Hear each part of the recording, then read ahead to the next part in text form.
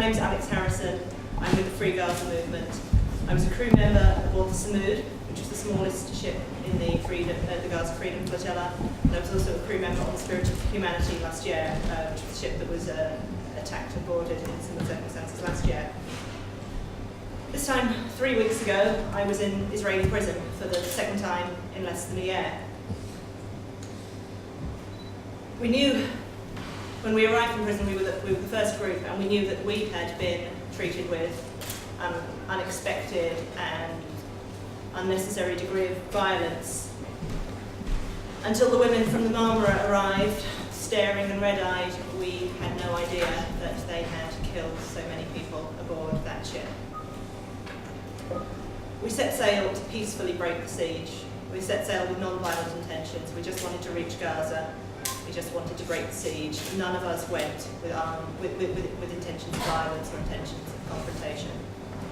I should tell you briefly a little bit about the Free Gaza movement.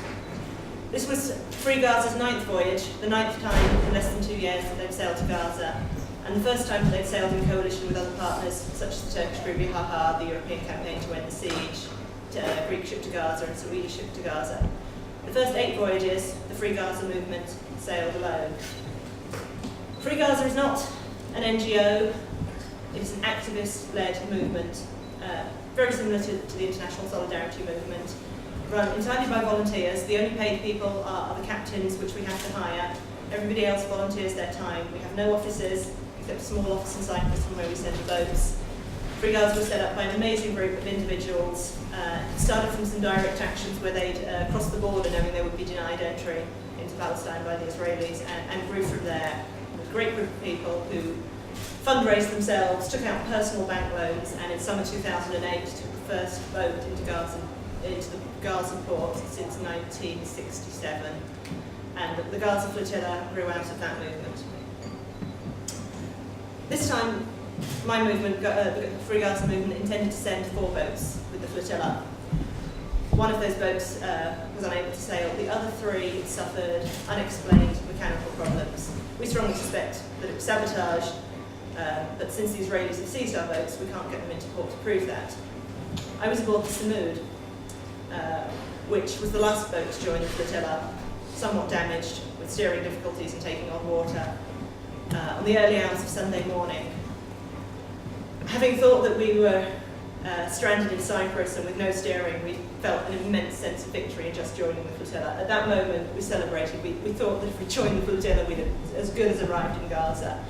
Every ship in the flotilla lit up for us. Every captain radioed welcome, and the Mavi Marmara put on every light and lit up like the Blackpool illuminations. It was a wonderful moment of jubilation. We even stopped for a swim in the middle of the Mediterranean. The following evening, things couldn't have been more different. On the Sunday afternoon, we set sail towards Gaza from our meeting point, which was about 150 miles away. Now, from Cyprus to Gaza, it's about 220 nautical miles, so 150 miles away is still much closer to Cyprus than it is to Gaza. 9 p.m. Sunday evening, I was briefly at the helm, and our GPS went off. And I knew from experience last year that meant that the Israeli operation against us had begun. Over the coming hours, one by one, they knocked out all our communications, our satellite phones, our satellites, our GPS, everything went down. At about 10:30, the Israeli warships appeared on the horizon, and I thought I knew from last year what was in store for us. At midnight, they began radioing the warning that is so familiar to me because they repeated it every hour last year. This is the Israeli Navy. You are entering a blockaded area. The responsibility of your actions will be on the captains and crew. No specific threat. Of course, the blockaded area is nonsensical. We were still at this point over 100 miles from Gaza and 100 miles from Israeli waters. There's no legal blockade at that point. We dispute the legality, of course, of the siege of Gaza. We don't think that's legal under international law. But even if that was, and a blockade in support of it would be legal, that would be at 12 nautical miles, or arguably 20, not at 100. That's really right in the middle of the Mediterranean. We were squarely in international waters. At that point, I thought I'd get some sleep. because last year they'd caught me out by keeping me up all night, and I didn't want to face the expected dawn attack, sleep deprived. But at 2, my colleagues woke me up and said, it'll be sooner. The warships were closing in around us, and 2 helicopters appeared. So we readied ourselves for the boarding of the boat and to be taken by force to Ashdod again.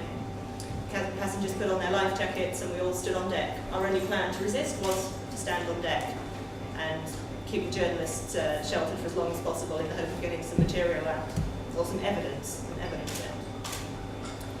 Because we were still the smallest ship in the flotilla, and we suspected sabotaged earlier, we thought we were the most vulnerable, and we'd actually transferred our politicians and our writers and our high-profile non-activist passengers onto the Marmara and onto the Greek cargo ship. We thought for their own safety and comfort. We were obviously quite wrong there. During dawn prayer, at about 4:15 in the morning, the warships launched Zodiacs. Zodiacs are small speedboats carrying 12 to 15 armed masked commandos each. About 8 of them rapidly approached. We thought that they were first coming for us, then they sailed around us, and 2 tried to attach to the Marmara. The Marmara is a ferry that carries up to 1,000 passengers and has 5 decks.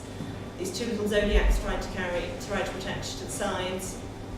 I'm not sure really why they were doing that. It didn't seem the most effective way of stopping the Marmara.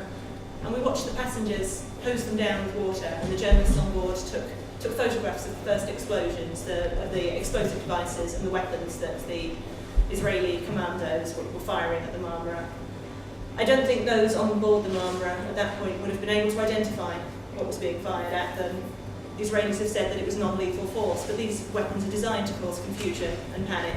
They're designed to disorientate people, and when you're being fired at sea, at night, I don't think most people who haven't got a lot of experience of that kind of thing, compared with the army, could identify that it was non-lethal force coming from the boats at that point.